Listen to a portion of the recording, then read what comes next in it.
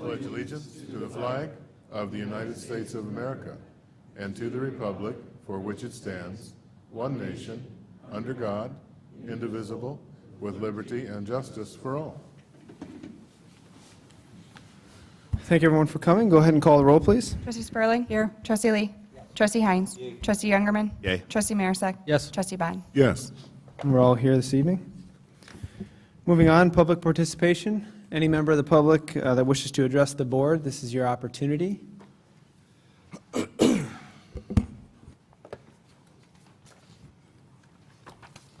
evening. My name is Dolores Taylor. I live on Sherman Avenue. I came in a couple weeks ago, and asked to have a temporary liquor license for a party of 2 hours, and was turned down, but that's fine. And I was wondering if we could think about or a chance to revise or to make an addition to the liquor license that we do have. Across the river, there's a room that he has special for just parties and not for the entire restaurant. And I was wondering if we could make a ordinance where they were allowed to buy a temporary license for, and the person would have to take responsibility themselves, the one that bought the license, and to have,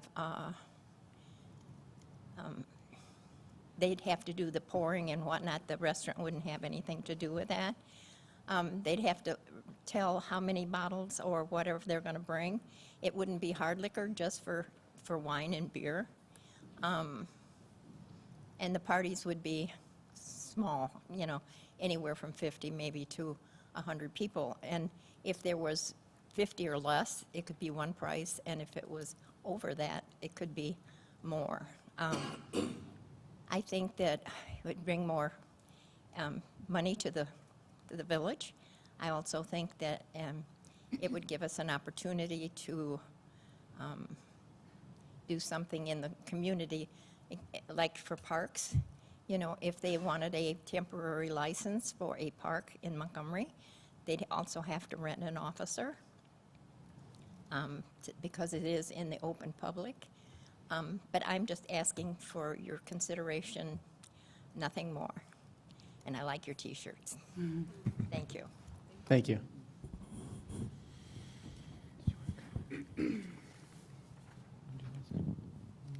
Okay. Yeah, it's something that the board, I think, staff will bring something for us to discuss next time.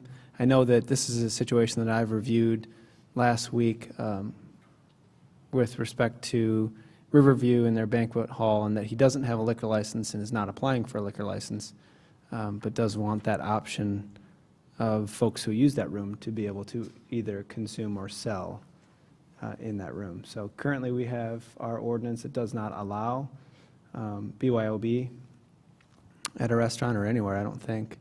And that's something this board approved, I think, last year or 2 years ago. So think about that. If you have thoughts, let me know. Otherwise, we'll talk about this at a later date. The insurance would be my concern. Sorry. Just the insurance. So that person applying for the liquor license that's going to have the party would need to carry dram shop insurance, correct? Since the restaurant doesn't? For liability purposes? Yeah. Yes, staff will kind of review it and figure out the different issues and try and bring that back to you then, some Okay. discussion points. Okay. By staff, I mean Laura.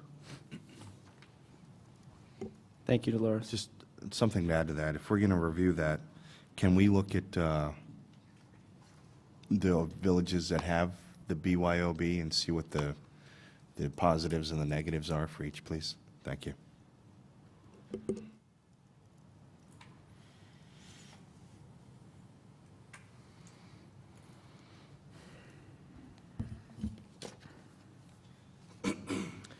All right, moving on. We have a proclamation. I'll read it and entertain a motion. This is for National Night Out, August 4th, 2015. Whereas the National Association of Town Watch is sponsoring a unique nationwide crime, drug, and violence prevention program called National Night Out. And whereas the annual National Night Out provides a unique opportunity for the Village of Montgomery to join forces with thousands of other communities across the country in promoting cooperative police, community crime prevention efforts. And whereas it is essential that all citizens of the Village of Montgomery be aware of the importance of crime prevention programs and the impact that their participation can have on reducing crime, drugs, and violence in the Village of Montgomery. Whereas police community partnerships, neighborhood safety, awareness, and cooperation are important themes of the National Night Out program.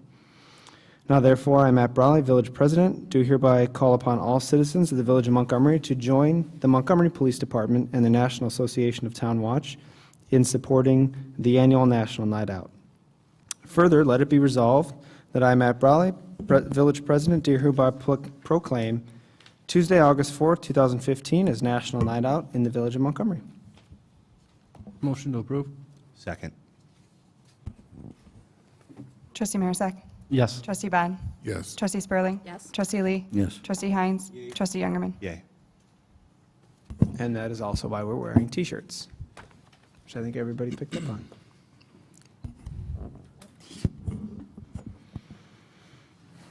Moving on, we have Mara Johnson, who's the Rotary Club President regarding Rotary. All right, thank you very much.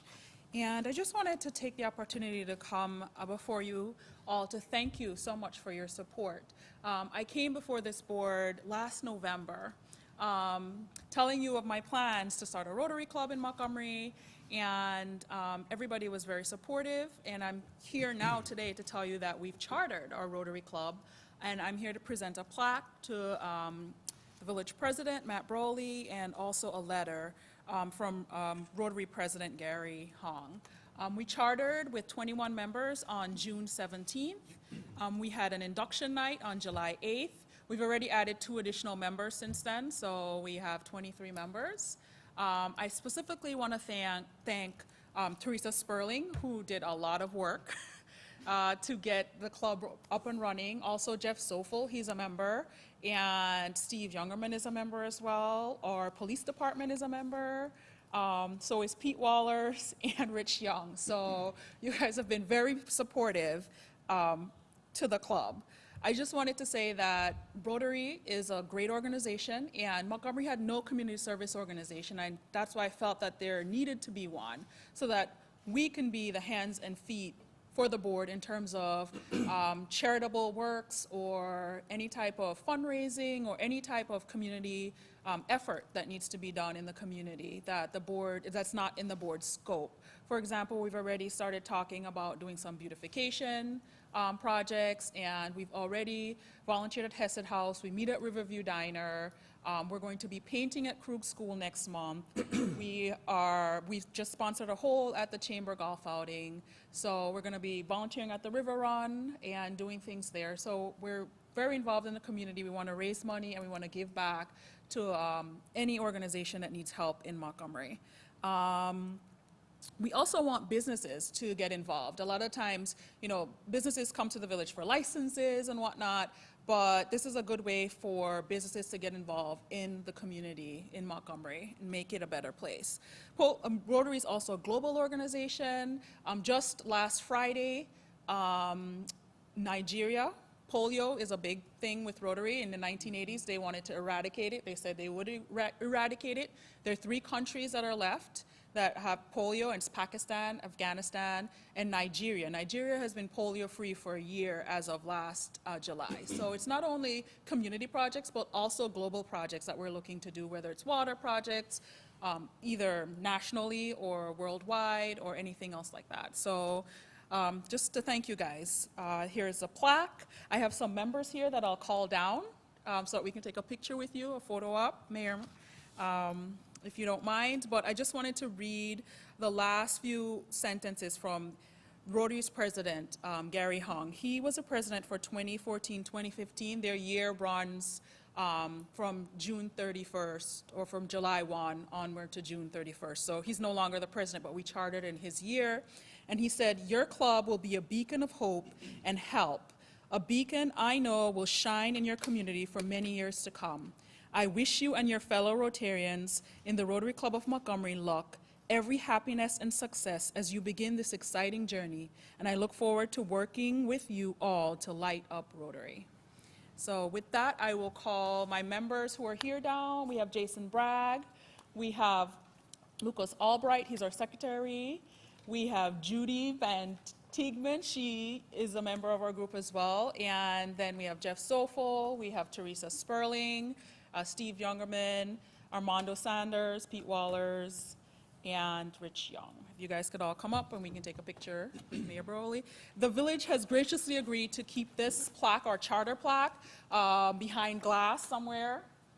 I think up there with the historical items. We're really happy about that, and we're really proud, I'm really proud of having the club. Let's go out to the front. Yeah, and the letter as well. Okay, yes. Oh, yeah, that would be awesome. Yeah. Also, sorry. Oh, my. There we go. You never got me the address.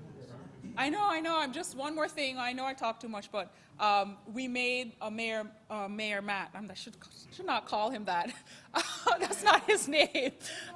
Our district governor, Nikki Scott, kept saying that, so I kept bringing him. I have a village president, Matt Broly. We made him an honorary member of our club, so he's also a Rotarian.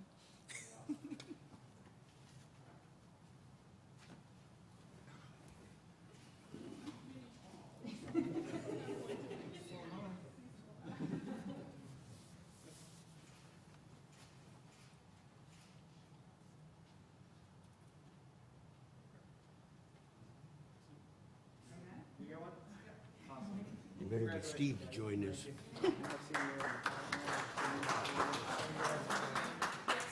When I don't know if I'm looking at someone else's phone. Sure, yours will be in the paper. The rest of them will be bad. Yours will be the best. While everybody is taking their seats, I will do a shameless plug. We are doing a fundraiser. Teresa and I are going to be heading up. It's a poker night, and we're still working out the details, and we'll get you the dates and stuff.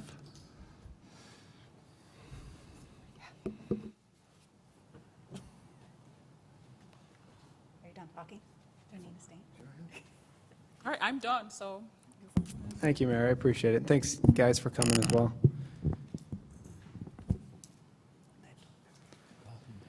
All right, I'll move on. I'll read the consent and entertain a motion for approval.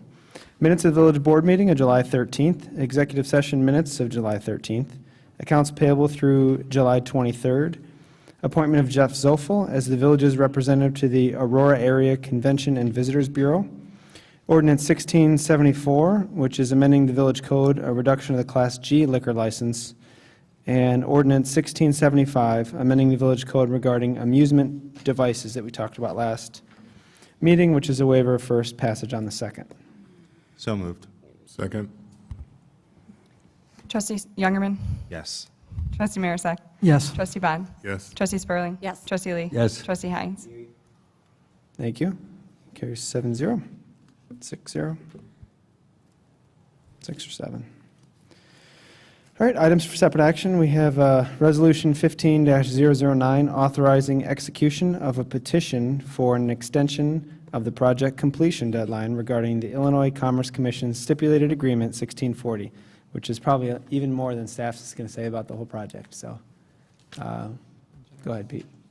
So this, you may recall, is the project that we did in support of Kendall County to upgrade the crossing at Light Road, which is a township village project because of our annexation down to Light Road. So we've been working on the project for some time. We developed plans. We had those have been approved, but we needed to acquire right-of-way in order to construct the roadway improvements so that the slope to the crossing met the ICC requirements. it's just taken longer than anticipated to acquire the right-of-way. So we're just asking for an extension. ICC's already been contacted, and we coordinated with them. There's no cost to the village, it's just an extension of time that we're requesting. We have to send down to formalize it. So I'd ask for approval of the time extension and the resolution, and I'd be happy to answer any questions. Thank you. Any comments? Motion? Second? Call the roll. Hines. Hines. Trustee Hines. Yay. Trustee Youngerman. Yay. Trustee Marisak. Yes. Trustee Bond. Yes. Trustee Spurling. Yes. Trustee Lee. Yes. Thank you. Carries 6-0. Item B, award of a contract to S&K Excavating and Trucking, Inc. for the Boulder Hill Water Main Improvements. This is contract C, and you can see the amount there, $868,000. And with that, who would like to? Engineer Wallers? So this is the third, and this will be the final installment of contracts under the bonding program for Boulder Hill. So this is contract C. We had a lot of interest in this project, 10 bidders, which is a good sign. The low bidder, S&K Excavating and Trucking, came in about 15% below estimate at $868,809.90. We have worked with them in other communities, have no problems with them, so we're recommending award to the low bidder in the amount of $868,809.90, which does include the alternates that we had discussed back in February. So because it came in under budget, we thought that it would be appropriate to construct those as well.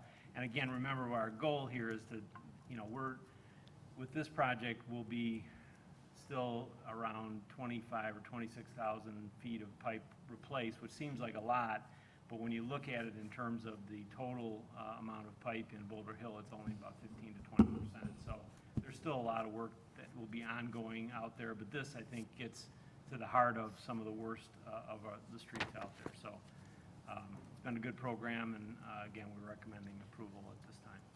Happy to answer any questions. Do you recall offhand when we first started talking about? I can go back. I was just curious, yeah. It was like 2013, I believe. I can find the exact timeline. No, I think it was even before that, maybe like the winter of 2012, maybe? It's been a good project. I know that we had a lot of residents coming to board meetings before that, and this is the last bit of it that we'll see installed, hopefully this year. I know that most of it will be done this year. I don't know about, We're hoping, the contract completion date calls for November. Historically, we've had trouble getting restoration to be complete a year.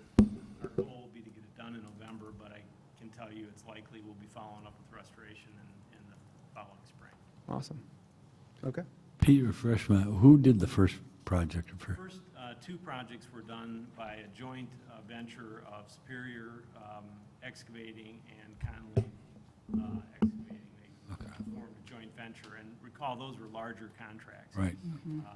So that was, and they did a fine job, and we did complete those under award amount, and at some point here in the future, I'll get a summary to you all so you can see how we closed out the project. But it's consistent with what we discussed back in February. There you go. There's no comments. I entertain a motion. Move to approve. Second. Moved by trustee Spurling, second by trustee Bond. Call the roll, please. Trustee Spurling. Yes. Trustee Lee. Yes. Trustee Hines. Yay. Trustee Youngerman. Yay. Trustee Marisak. Yes. Trustee Bond. Yes. That carries 6-0. Thank you. Moving on, items for discussion, we have item A, which is a liquor license request from Speedway. And with that, I'll ask for an introduction to the item from Chief of Police Dan Myers. Thank you very much. Antonio Chavez, the division project manager, sent a letter to the village, attention to the Mayor Brawley, on July 7th. They're interested in having a liquor license for the gas station that's going in Speedway. This is a Class M license, which is specific for gas stations selling packaged liquor to go. So we have, staff has discussed it many months ago when Speedway was coming to the village. So this is just to get that approved and move forward with that. This doesn't count, like we've asked the other gas stations, no little bottles? No, you're correct. Anything less than 375 milliliters won't be allowed. Okay, thank you. Is the Speedway location, is it a franchise or is it individually owned? You're the franchise owner, sir? Okay. Okay. Thank you.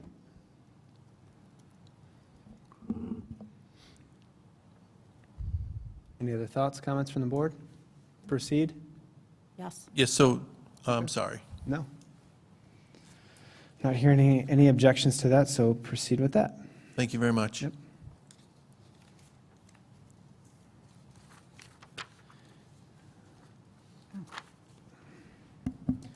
All right, I'll move on to item B, which is a report on the 2015 pavement management study. With that, I will turn things over to Engineer Pete Wallers. All right, I've been instructed to keep it brief, so we'll roll through these pretty quick. If there's any questions, you can certainly interrupt me and I'll stop at any time. It's dead. Battery's dead. All right. Oh, there you go. Yeah. He's going to change it from his watch. There you go. Just got really. Okay, so we'll, just a few opening remarks. We'll cover what's new with this report, some of the basics of pavement management. I know we've been through it already, most of you twice, so we'll try not to bore you too much. What we learned with the inspection, the rehab schedule strategies that we used. I wanted to touch on FAU routes and then obviously the recommended plan and then next steps. So you've seen this curve many times, but the concept here is to really try to do our maintenance when we're on the flat part of the curve, which is it obviously is in here. So that way it's the cheapest maintenance that we can do. As the road starts to deteriorate, our costs for doing maintenance start to go up. So that's kind of the core element of the pavement management study, is to try to do things as effectively and as efficiently as possible. This year we switched from our micropaver system that we've used in the past, which is a fine system, but we thought that the IMS PavePro system had some benefits to us that we were able to utilize. And that came with an automated inspection of the roadways that included continuous measurement of the roadway surface and also deflection testing every 1,000 feet. So it gave us a new element that kind of checked our stability of our base in areas of town where we don't have good records. So that was a plus. It handles a lot more rehabilitation strategies than micropaver did. So we utilized 17 different strategies in this analysis, but it can go up to 200. And then lastly, we were able to acquire, as part of the automated collection of data, the right-of-way information. So all the stop signs were inventoried, all of the light poles were inventoried, and all that information was taken into a database, and we're going to have that converted then to a file that can be used by Public Works to help them maintain the right-of-way assets that we have, signage, streetlights, fire hydrants, things like that. So it was another benefit that we got out of it. Fundamentally, both programs are the same. It's just the IMS PavePro is a little more sophisticated, we think, but it did give us those other benefits. And we're at the point now with 75 miles of roadway that we had some economies of scale and thought it was worthwhile to make the change. So we did that. I'll mention this now, and I'll remind you later too. The PavePro, just to make things interesting, PavePro and micropaver have slightly different numbering systems. So it's confusing when you go back and compare the 2008 numbers. They're off just a smidge. I'll just say it that. And I think we finally got so frustrated that we said, you know what, we're just going to go with the PavePro, and we're not going to be looking back, because it just gets too frustrating to try to convert back and forth between the two systems. So this is kind of the look ahead, and that I think will make it easier for you all as well. So the components of the program in the past have always been the inspect the streets and prepare the database. So we go out, they drive every single street in the village, do the continuous roadway evaluation and then the deflection testing. And then we develop maintenance strategies and costs. So we go through, and all 17 of the strategies we have costs for, and then we apply the budget that we have allocated, and develop a 5-year plan. And we let the computer do a lot of the work, but then we reassemble things, and you'll see that later, and make some changes based on local knowledge, and sometimes you know, the computer can be fooled, so you have to look to make sure there's not any glitches in the system. There's 3 elements that the IMS system looks at. It's the surface condition, which is what you can see, obviously, the cracking, the rutting, the alligator cracking, things like that. But it also does the deflection condition and the dynamic condition, which applies, again, roadway loading, so traffic loads to the road to see how the base performs. So it tells us what's going on below the surface as well, and that goes into the rating of the roadways, which we think gives a little more accurate assessment of what we have out there. When we went through, there's about 74, almost 75 miles of roadway. The rating currently is 74, which is very good, by the way. 59% of our roadways are good and better, and 41% fair or worse. I think it speaks to the fact that we've been using this program for several years. We know we've been underfunded for a number of years, but I think the program has generally helped us use our money more effectively, and I think it's stretched our dollars to date. So you'll see later that this will evolve as time goes on, but I think we're starting to get ahead of it now with our new funding source. So this is just a breakdown by bar chart of the same information. And again, right now we don't have any very poor and pretty small amount of poor roadways, but those items will shift, and you'll see that later. But not in too bad a shape now, but obviously we want to keep our roads good. These are the ratings. Again, I think if you went back and compared these numbers to the 2008 report, you'd find some variances in these, but just again for reference, just to keep that in mind. These are the current overall conditions of the roadway. I realize this is hard to see. I'm going to skip past it, but it just documents it, and we do have it on 11/17 in your report, so you can look at it, and we certainly make a bigger copy if you needed it. Again, we utilize the software to apply our annual expenditure, identify the timelines that make each preventive maintenance technique most effective, and then we review it, and then we start to develop our implementation improvement schedules, the multi-year plan, and prioritize. And as we've said in the past, it's not always worse first. So you may get to a point where there's a failed roadway, and it may be better just to leave it alone for a few years until you get past getting some of your better roads actually that are on the flat part resurfaced, and then go back and get your worst roads. So we try to keep that in mind as we go through it. There's other factors that we keep in mind. We like to cluster our work into geographic areas. That's key, so we can kind of reduce our mobilization costs, so we look at that as well. Again, the cost curve, I'm not going to go through this again, but it's kind of the backbone of the system, and it's really what we're trying to achieve is, trying to spend our money again as wisely as we can. This is a summary of the rehab methods that we utilize. They're not maybe that different, but the first few, like the microsurfacing, we haven't used that here. We just use hot in-place recycling at Huntington Chase. Turned out pretty well. There are some limitations to that, and so the reason it works so well at Huntington is there was only binder down, so you can grind it up, rejuvenate it, put it back down, and then we put 2 inches of surface back down, so we didn't have to worry about removing any material.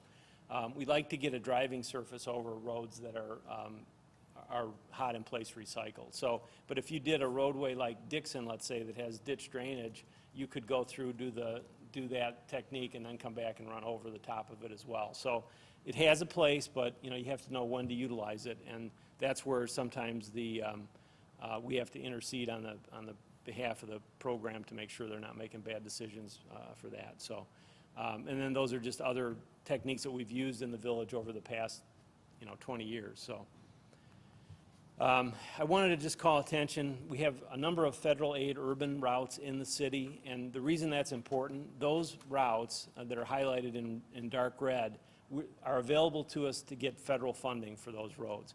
And in order to be an FAU route, you have to have certain qualifications. You have to have enough average daily traffic. You have to terminate to and from either a county highway or a major collector. So there's a number of things that restrict us being able to convert all of our streets to FAU. But the idea is that these FAU routes are used by other people than our residents. They're not local traffic. You're getting a lot of traffic, coming through town or to businesses and things. So you get federal aid to rebuild those roads. So that's the listing of the roads that we have. It changes from time to time. The county does review, or the Council of Mayors does review the program, and they recently have removed a couple of roadways from us. But as we see the traffic numbers increase or other factors change, we'll go back and petition to put them back or make changes. But I just wanted to draw that to your attention because we are, in the 5-year plan, going to do repave 3 FAU routes. Was Douglas Road ever an FAU route? It is an FAU route now. It is? Yep. And so when we've resurfaced that in the past, we've used what we call the local agency functional overlay funds, which is the 75-25% split. Yeah. And that's been really effective for us. We even were able to get Lakewood Creek Drive as classified as a LAFA or a FAU route, so we were able to resurface that with federal money, which, was pretty critical. It really stretches our dollars, so. Generally, our budget, average is going to be about $1.85 million annually over the next 5 years. When we put that into the computer, it looks like our rating goes from 74 to 70. So a slight drop, but I wouldn't get too caught up in these numbers because it's still very good. And if you and I went out and looked at a 74 road and a 70 road, chances are we probably couldn't tell the difference.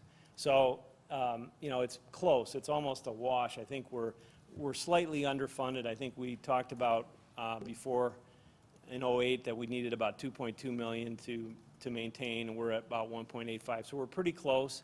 And again, I wouldn't get too caught up in that number. And as we do the work over the next 5 years and reassess, we'll see where we're at. And hopefully, if sales tax numbers increase, maybe we'll get some additional monies that can go to the roadway project or program, and we'll do additional streets. So, but I think it's pretty good, and it's a good outcome. It means that we're really maintaining our streets to a high level. And again, we'll continue to do preventive maintenance. I'll talk a little bit about that later. The milling and resurfacing, we'll do some major rehab as needed, and then we're going to continue to utilize federal funds. So the way this plays out then for our recommended 5-year plan, this is a summary of it showing the length, the MFT funds that we're going to utilize, our infrastructure roadway funds, the federal funds, and then our total cost. So right now, our plan indicates that over that 5-year period, we'll be able to rehab about almost 21 miles of roadway. So it averages about 4.1 miles per year. And in the past, we were able to do about 1.1 or something per year. So it's a significant increase from our past programs. Again, you can see how we're going to average about $300,000 in federal funds every year. And then we're planning on using our MFT funds and doing an MFT program every other year so that we have some economy of scale when we do the MFT program. That's our current plan. So that's the summary. The detail is in the report, so you can see the streets that are targeted each year. This is the 5-year rehab plan in the village-wide, but it's maybe a little bit easier to see. In 2016, we're targeting the downtown area. Again, the streets are individually listed in the report. In 2017, we'll switch back over to the east side, or the west side, excuse me, in the Lakewood Creek area. Then we back over to the east side again and hit some streets all over the east side. We then back over to the west in 19. Again, we're trying to group these things geographically. And then in 2020, again, we hit the west side. So when you look at the program for the 5 years, this is what we're recommending, so in sequence.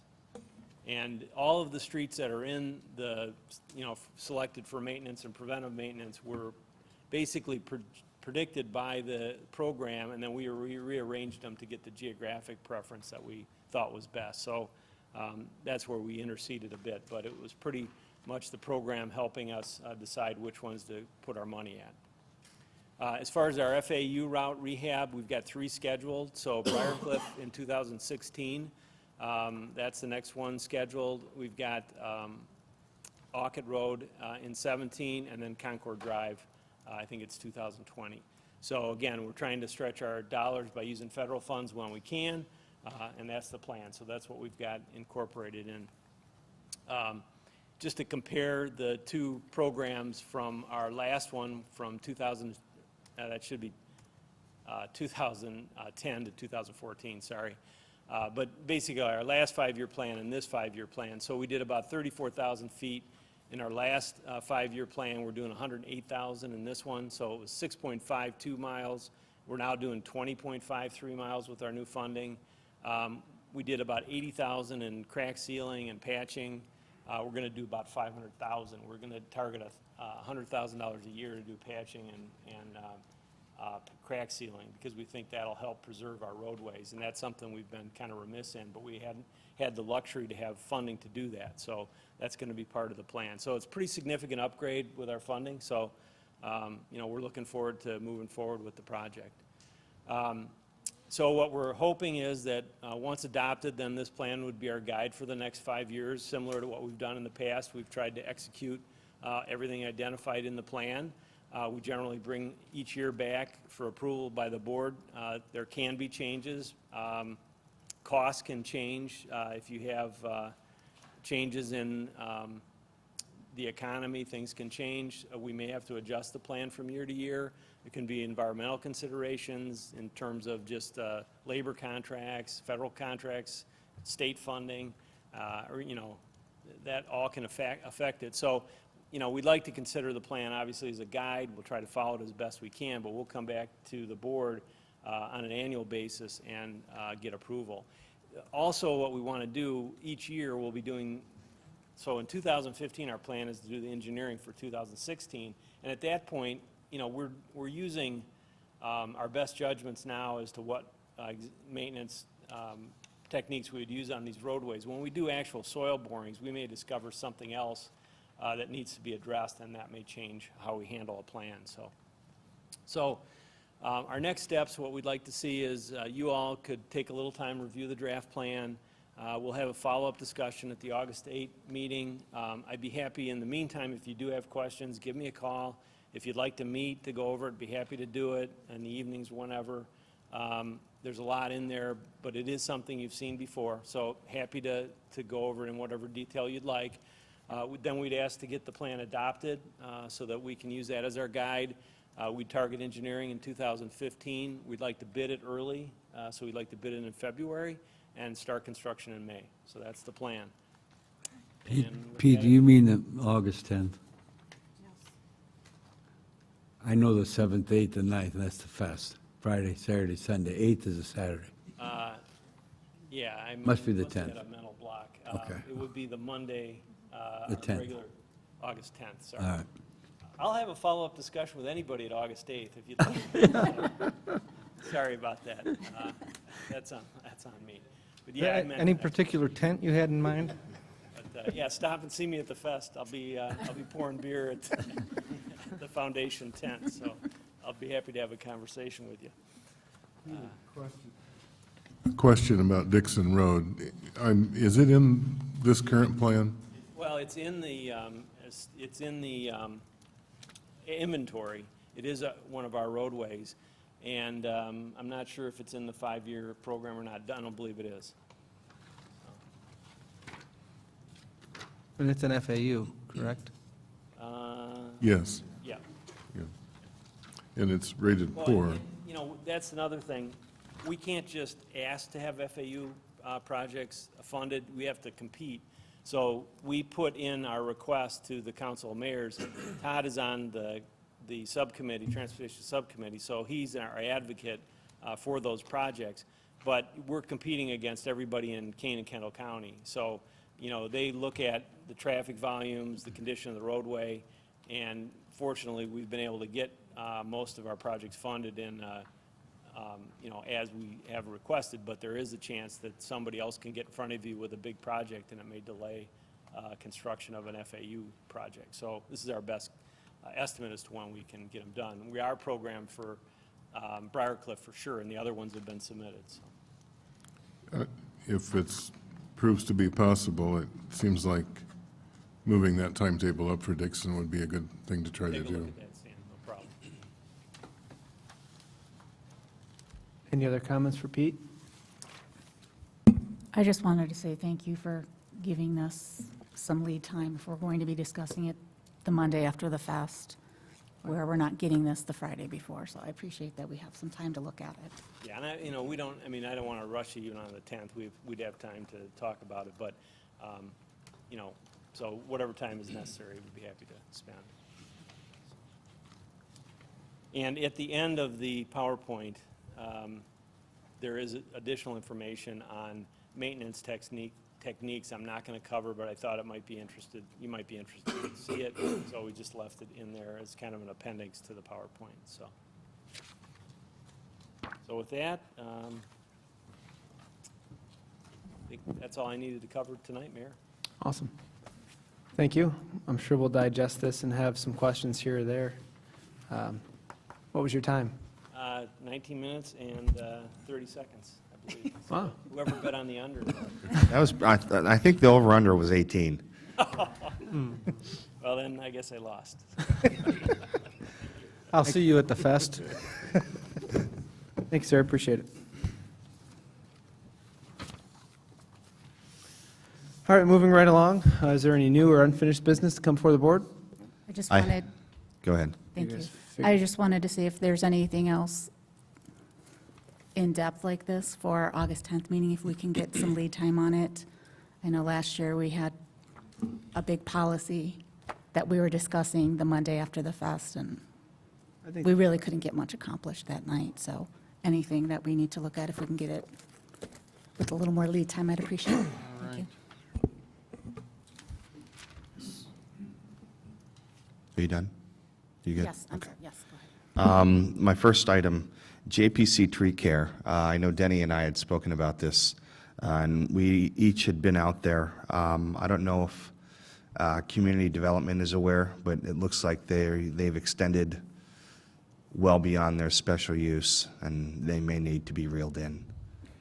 We're well aware of that situation. We're working with the village attorney to come up with a solution to move them into compliance, hopefully.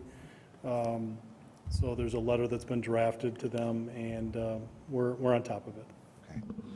Okay. Secondly, I read in the updates, either this past Friday or the Friday before, OPN HOA, now that the trees and the seed and blanket is in, are they allowed to landscape in those medians in the fall, or is it no longer a viable option?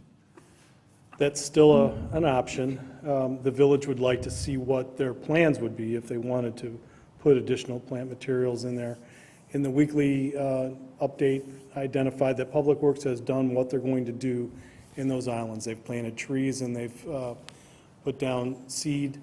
I've been in contact with the HOA president recently. We intend to meet in the near future. We're reviewing some legal questions that they brought to the board a few meetings ago regarding their liability insurance primarily. So we're working on that with the HOA and the village attorney as well. Once we get through those issues, I think that if it's the desire of the HOA to move forward with some plantings in the fall, the village just wants to see what that would entail and then make some judgment with Public Works on what's appropriate in those islands. A question to follow up on that. Currently, the village is going to be maintaining that property, right, that land? Well, it depends on what that land means. There are several parcels within the subdivision that the village does maintain. Up until recently, meaning whenever the landscape material is pulled out of the islands, I don't believe that we were maintaining the islands, but we have been maintaining larger open space areas, including the detention basins, for years. And that's part of the SSA payment that the homeowners make. So, again, we've expressed to the HOA president that the village will maintain the islands. We may not cut them as often as the HOA would prefer, but we will put them on our regular maintenance schedule that we have for all the other common areas. And that's my concern or question is if they plant there, then now we have to mow, not grass area, we're mowing around the plantings and Well, the plantings, if they added a significant amount of plantings, or any plantings frankly, then we'd have to work on some type of agreement for maintenance. I've actually seen the plan. It would decrease the amount of seed and blanket or turf area considerably. So, I mean, you're spending maybe 25% of the time mowing as you would if it were just the way that it is now. It's a work in progress right now.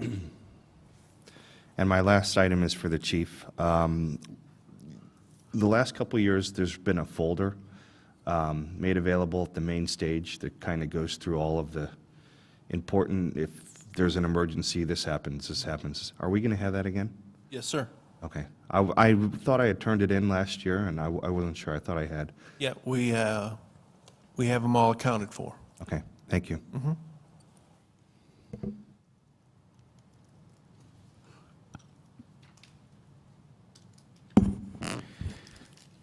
All right, hearing nothing else, you can see future meetings. Plan Commission is August 6th, then nothing exciting over that weekend, then Village Board meeting August 10th. With that, I would entertain a motion to adjourn. Second. Trustee Heinz. Yay. Trustee Youngerman. Yay. Trustee Marisak. Yes. Trustee Bond. Yes. Trustee Spurling. Trustee Lee. Yes. And we're adjourned. Thank you. Yes.